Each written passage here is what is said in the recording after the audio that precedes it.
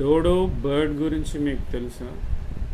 దీని గురించి ఇన్ఫర్మేషన్ కావాలంటే వీడియోని స్కిప్ చేయకండి, మంచి ఇన్ఫర్మేషన్ని గ్యాదర్ చేసుకోండి. ప్రపంచవ్యాప్తంగా అంతరించిపోయినటువంటి జంతువులు మరియు పక్షులకు సంబంధించినటువంటి డేటా అనేది డోడో బర్డ్, ఇది మారిషస్కి సంబంధించినటువంటి ఎగరలేనటువంటి పక్షి. ఇది సుమారుగా 17వ శతాబ్దంలోనే పూర్తిగా అంతరించిపోయింది. ఇది అంతరించిపోవడానికి కారణం మనుషులే. మెయిన్గా ఫారెస్ట్ని క్లియర్ చేయడం అనేది మెయిన్ రీజన్. ఒకటి యానిమల్ ఉన్ని మమూత్, ఇది ఎలిఫెంట్ జాతికి చెందినటువంటిది. దీని యొక్క ప్లేస్ వచ్చేసి ఆర్కిటిక్ మరియు నార్త్ అమెరికాలలో ఉండేది. ఇది ప్రజెంట్ ఉన్నటువంటి ఎలిఫెంట్స్కి ముందు తరానికి సంబంధించినటువంటిది. వీటి శరీరం పైన పొడవైనటువంటి వెంట్రుకలు మరియు పెద్ద దంతాలు ఉండేవి.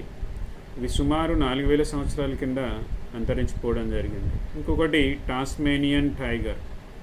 ఇది ఆస్ట్రేలియాలో ఉన్నటువంటి టాస్మేనియాలో కనపడేది. చూడ్డానికి కుక్కలా ఉంటుంది. శరీరం వెనుక భాగంలో పుల్లాంటి చారలు ఉండేవి. ఇది మాంసాహారి. ఇది చివరి టైగర్ 1936లో మరణించింది, టాస్మేనియన్ టైగర్. అలాగే ప్యాసింజర్ పిజియన్, ఇది ఉత్తర అమెరికా ప్రాంతంలో ఒకప్పుడు కోట్లల్లో ఉండేవి. ఇవి విచ్చలవిడిగా అడవుల్ని నరికివేయడం వల్ల ఈ పిజియన్స్ అనేవి 1914 నాటికి కంప్లీట్గా అంతరించిపోవడం జరిగింది. Sabre toothed tiger, north and south అమెరికాలలో ఇవి ఎక్కువగా ఉండేవి. వీటికి 2 కత్తి లాంటి పొడవైనటువంటి దంతాలు ఉండేవి.